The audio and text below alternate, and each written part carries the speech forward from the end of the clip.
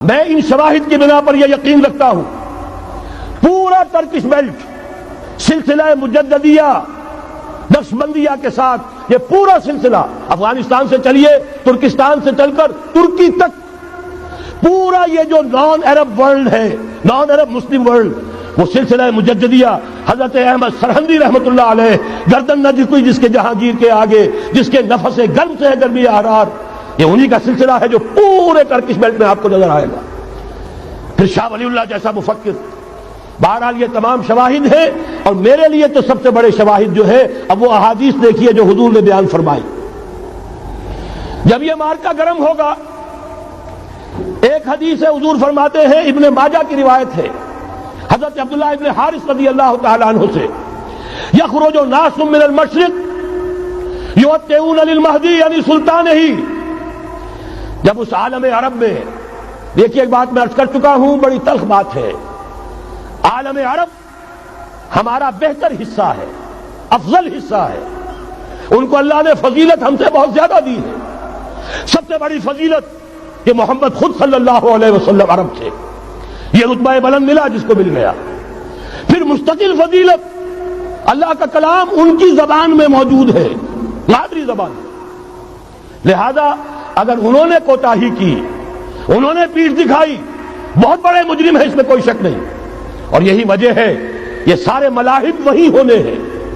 ایسی ایسی بھاری جنگیں حضور فرماتے ہیں اتنے لوگ ہلاک ہوں گے کہ پرندہ اڑتا چلا جائے گا اترنے کی جگہ نہیں ملے گی لاشیں ہی لاشیں ہوں گی. یہ شکل ہونے والی ہے. اور میں تو چونکہ ایک مضمون اور کتابچے کی شکل میں بھی شائع ہو چکا ہے اس میں کہ حضور کی اس حدیث کے حوالے سے میری امت پر بھی وہ سب کچھ وارد ہوگا جو سابقہ امت پر ہوا اسی کے حوالے سے عرض کر چکا ہوں. اگر اس صدی میں ہولوکاسٹ میں 60 لاکھ یہودی مارا گیا ہے کوئی اسی کا دوبارہ چربا جو ہے امت مسلمہ پر بھی آنے والا ہے. لیکن اس کے بعد پھر ان کے لیے فوجیں جائیں گی مشرق سے وہاں جو امام ہوں گے جو بھی ان کو لیڈ کر رہے ہوں گے حضرت مہدی. یہ تصور ذہن میں رکھیے ہمارے مابین اور عیسائیوں کے مابین حضرت مسیح کی ذات مشترک اگرچہ ان کا یہ عقیدہ ہے کہ وہ سولی دیے گئے فوت ہو گئے معاذ اللہ ثم معاذ اللہ پھر زندہ ہو کر آسمان پر گئے پھر آئیں گے.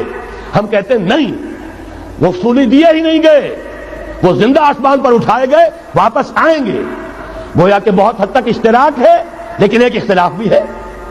اسی طرح حضرت مہدی کے بارے میں شیعہ اور سنی تصورات میں اتفاق بھی ہے اختلاف بھی ہے. یقیناً امت مسلمہ امت عرب مجھے تو اقبال کا وہ شعر یاد آتا ہے خون اسرائیل آ جاتا ہے آخر جوش میں توڑ دیتا ہے کوئی موسیٰ طلسم سامری. تو کیا خون اسماعیل جوش میں نہیں آئے گا؟ حضرت اسماعیل کی نسل میں حضور اور حضور کی صاحبزادی حضرت فاطمہ رضی اللہ تعالی عنہا حضور نے فرمایا میری اس بیٹی کی نسل میں اللہ تعالیٰ ایک شخص کو اٹھائے گا جو اس وقت مسلمانوں کی قیادت کرے گا. یہ چیز ہمارے اور اہل تشیع کے مابین مشترک. فرق یہ ہے وہ سمجھتے ہیں کہ ان کے 12ویں امام کہ جو آج سے 1200 برس قبل روپوش ہو گئے تھے وہ ظاہر ہوں گے. ہمارے نزدیک نہیں وہ پیدا ہوں گے نو مولود ہوں گے عام انسانوں کی طرح آئیں گے ہوں گے نسل فاطمہ میں سے رضی اللہ تعالی عنہا اور وہ اس وقت عربوں کی قیادت کریں گے. خون اسماعیل آ جائے گا آخر جوش میں اور کوئی حضرت مہدی وہ آئیں گے اور اٹھیں گے اور قیادت کریں گے دجال سے مقابلہ کریں گے اور اس ملاحم کے اندر قیادت فرمائیں گے. لیکن ان کی مدد کے لیے مشرق سے فوجیں آئیں گی. گویا کہ پہلے مشرقی کسی ملک میں یہ نظام قائم ہو چکا ہوگا کوئی ایسی طاقت وجود میں آ چکی ہوگی کہ جب وہاں بھٹی دہکے گی تو وہاں کے مسلمانوں کی امداد مشرقی ممالک سے جائے گی. اور ایک دوسری حدیث میں یہ تو ترمذی کی روایت ہے کتب حدیث میں تیسرے نمبر پر کتاب یہی ہے صحیح بخاری صحیح مسلم پھر یہ جامع ترمذی. اس میں حضرت ابو ہریرہ سے روایت ہے یخرج من خراسان رایات سود. خراسان میں بتا چکا ہوں حضور کے زمانے کا خراسان افغانستان کچھ حصہ پاکستان کا کچھ روسی ترکستان کی آزاد ریاستیں جو ابھی ہوئی ہیں تھوڑا سا حصہ ایران کا یہ خراسان بزرگ یہ اولڈ گریٹر خراسان. یہاں سے فوجیں چلیں گی سیاہ علم برآمد ہوں گے اور کوئی طاقت انہیں روک نہ سکے گی ان کا منہ پھیر نہ سکے گی یہاں تک کہ وہ ایلیا حضور کے زمانے میں یروشلم کا نام تھا یہاں تک کہ ایلیا میں جا کر نصب ہو جائے. گویا کہ یہ جو ہمارے ہاتھ سے نکلا ہے قبضے سے پہلے بھی عربوں کے ہاتھوں سے نکلا تھا بیت المقدس یروشلم، عرب واپس نہیں لے سکے تھے۔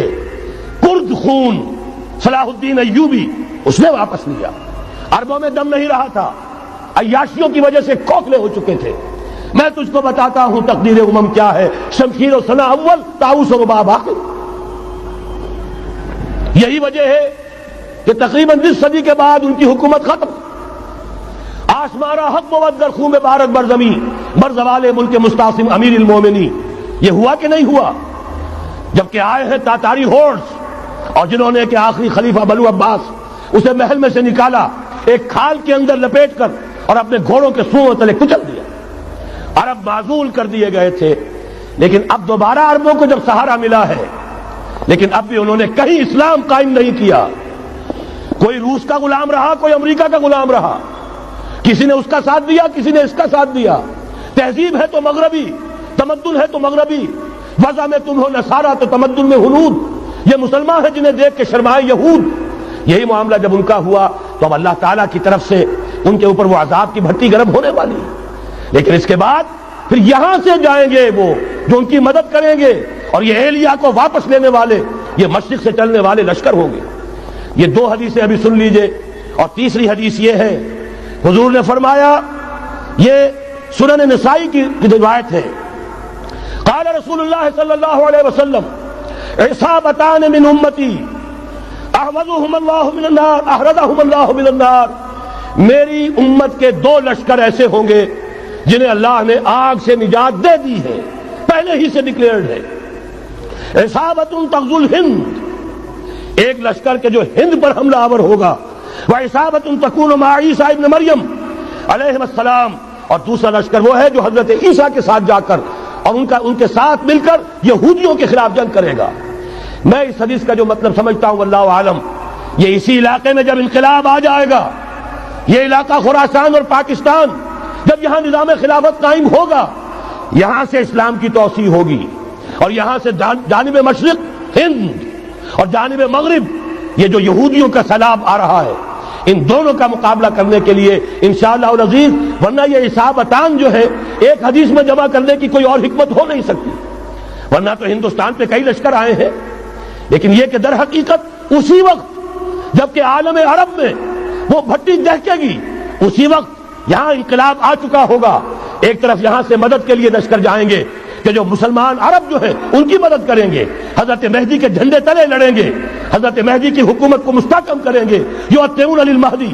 دوسری طرف وہ ہندوستان کی طرف پیش قدمی کریں گے، اور یہیں سے جیسے اس وقت سیلاب نکلا تھا جزیرہ نما عرب سے، ایک داہنی طرف ایک بائیں طرف، ایران، افغانستان، ترکستان، ادھر مصر، لیبیا، الجزائر، مراکش، باریتانیہ، اسی طریقے سے انشاءاللہ اسی علاقے سے اس کا آغاز ہوگا اور بات آگے بڑھے گی۔ تو غرض اصل حاصل کیا ہے؟ یہ ہونا ہے، پچھلے آثار ثابت کر رہے ہیں کہ ہونا ہے، حضور کی احادیث بتا رہی ہے کہ یہی سے ہونا ہے۔ ہوا صرف یہ ہے ہم بھٹک گئے، ہمیں اپنی منزل یاد نہ رہی۔ میں تو بہرحال ان لوگوں میں سے ہوں جنہوں نے نعرے لگائے تھے پاکستان کا مطلب کیا، لا الہ الا اللہ۔ میں سن 46 میں یہاں حبیبیہ ہال میں قائد اعظم نے مسلم سول فیڈریشن کے جس اجلاس کو خطاب کیا تھا، ضلع حصار سے جو 2 ڈیلیگیٹ آئے تھے ان میں سے ایک میں تھا۔ میں نے بہرحال اس تحریک میں بھی حصہ لیا ہے، ایک ننھے کارکن کی حیثیت سے لیا ہے، پھر حالات کو بدلتے اپنے آنکھوں سے دیکھا ہے، ہم کہاں سے کہاں جا پہنچے ہیں۔ ضرورت صرف اس بات کی ہے کہ آج ہمارا حال یہ ہے، ہماری قیادت، ہماری سیاست ان لوگوں کے ہاتھ میں ہے کہ وہ فریب خوردہ شاہی کے پلاح و کرگسوں میں اسے کیا خبر کہ کیا ہے، تب وہ تاب جاویدانہ، ان کی تہذیب مغربی، ان کی ذہنیت مغربی، ان کی وضاقتہ مغربی، ان کا تمدن مغربی، ان کی سوچ مغربی، ان کے سارے اطوار مغربی۔ لہذا در حقیقت ایک تو یہ کہ ان سے چھٹکارا پانا، اور دوسرے یہ کہ در حقیقت مغرب کی تمام طاقتوں کو للکارنے کے لیے اس قوم کے اندر سے جذبہ ایمان، جذبہ جہاد کو برآمد کرنا، یہ 2 کام ہیں جو کرنے ہیں۔ اور اگر ہم یہ کر لیں گے، جیسا کہ میں نے آیت آپ کو سنائی تھی، اللہ کا کوئی وعدہ غیر مشروط نہیں، ایمان اور عمل صالح، ایمان اور جہاد، یہ وعدے کرو، پورے کرو گے تو اللہ کا وعدہ بھی پورا ہوگا۔ لیکن ظاہر بات ہے جیسے یہودیوں نے یورپ کو فتح کیا، اور آج وہ مغرب یہودیوں ہی کے زیر